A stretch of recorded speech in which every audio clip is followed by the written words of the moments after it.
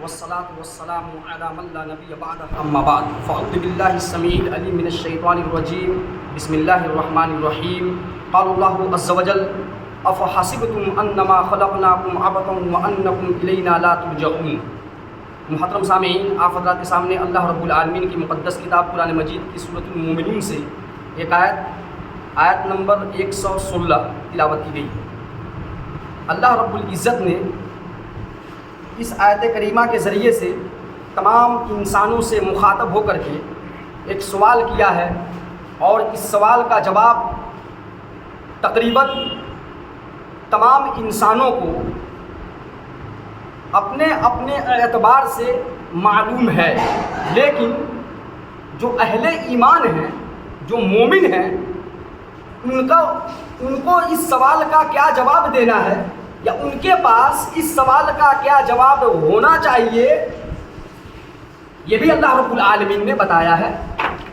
بس یہ ہے کہ جو جواب ہے ان کی زندگی کا، ان کی تخلیق کا مقصد کیا ہے، اس کا جو اس سوال کا جواب جو ہے نا، یہ جواب جو اللہ نے بتلایا ہے،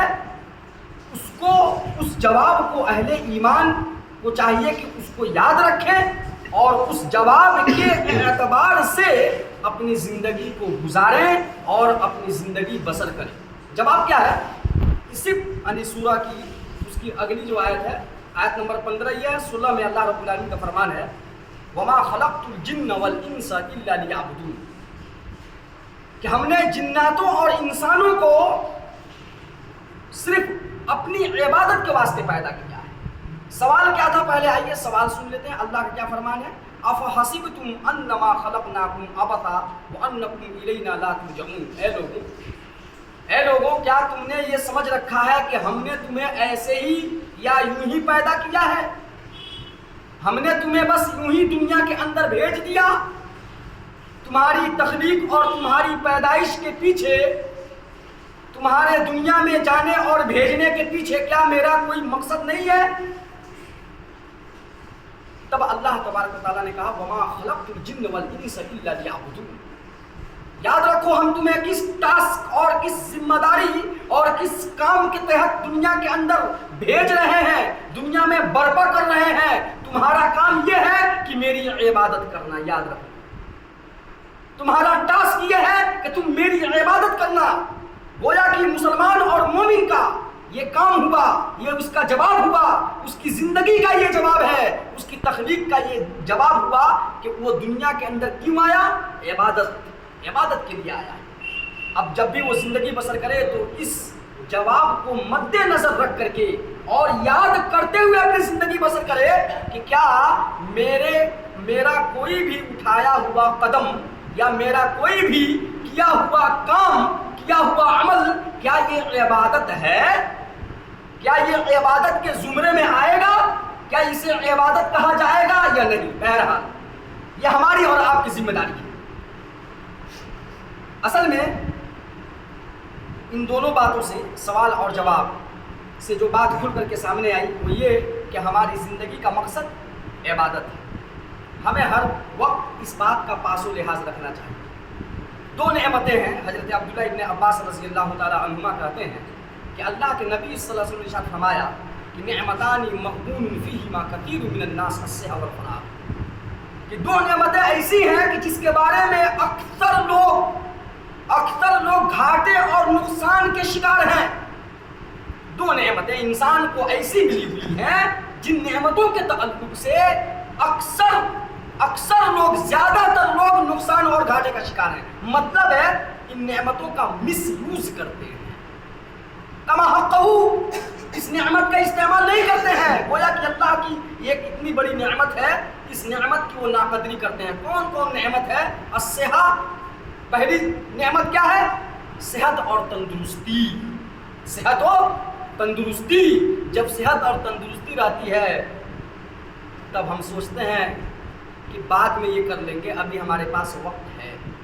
اس لیے لوگوں، اپنے اس اللہ کی یہ نعمت ہے، ہمیشہ کوئی انسان صحت مند نہیں رہتا ہے۔ آج اگر ہم صحت مند ہیں تو اپنے لیے اس صحت مندی کو غنیمت جانے، کیونکہ کل ہم کو بیماری کا بھی منہ دیکھنا پڑ سکتا ہے، کیونکہ در حقیقت زندگی کی یہی ریت رہی ہے اور زندگی کا یہی رواج رہا ہے۔ اس لیے جب آپ صحت مندی میں ہیں تو صحت مندی کی قدر کریں، نقصان کا شکار نہ ہو۔ جب بیماری میں چلے جائیں گے تو ہم اور آپ کیا کریں گے؟ جب رب ہم سے پوچھے گا کہ اس صحت مندی جو میں نے تمہیں دیا تھا، اس نعمت سے ہم نے جو تمہیں نوازا تھا، بتلاؤ تم نے اس نعمت کا کیسے استعمال کیا، کہاں استعمال کیا؟ اس سوال کا جواب ہمارے پاس ہونا چاہیے نا۔ ایک مومن کو اس سوال کا جواب یاد رکھنا چاہیے، اور کیا وہ جواب دے گا جب اس سے پوچھا جائے گا، یہ اس کی ذمہ داری ہے، یہ ہماری ذمہ داری ہے کہ یاد رکھیں صحت ہے اور والفراغ کہا گیا ہے اور خالی وقت ہے۔ بہرحال صحت کی قدر کریں، ان چیزوں سے بچیں جو ہمارے اور آپ کے صحت کے لیے نقصان دہ اور ہانیکارک ہو۔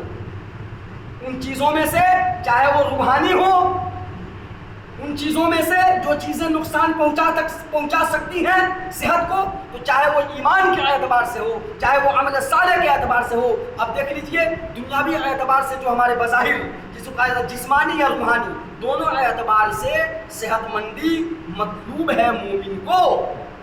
روحانی اگر صحت مندی چاہیے تو ایمان لائیے اور عمل صالح کیجئے، نیکیوں میں بڑھ چڑھ کر کے حصہ لیجئے۔ اور اگر جسمانی صحت مندی چاہیے تو چھوڑ دیجئے ٹھیکہ پر جانا اور چھوڑ دیجئے بوتل پر بوتل توڑنا، کیونکہ اس سے آپ جسمانی طور پر بیمار پڑ جائیں۔ سگریٹ چھوڑیے، نشاور چیزیں جو ہے شراب ہے، شراب کا نام بدل بدل کر کے لوگ استعمال کر رہے ہیں تو اس سے وہ حلال نہیں نہ ہو جائے گا۔ وائن ہے تو کیا ہے تو کیا ہے، اس کے مختلف ناموں کو لوگوں نے ایجاد کر دیا۔ تو صحت مندی یہ اللہ کی نعمت ہے، اس کی قدر کرنی یہ مومن کی ذمہ داری ہے۔ ناقدری کی صورت میں رب العالمین کے ہم اور آپ مجرم ہو جائیں گے۔ اللہ تبارک و تعالیٰ سے دعا ہے رب العالمین ہمیں اور آپ کو اپنی اس عظیم نعمت کو جیسے اللہ نے نوازا ہے اپنی اس عظیم نعمت سے، اس کی کما حقہ قدر کی توفیق عطا فرمائے، آمین۔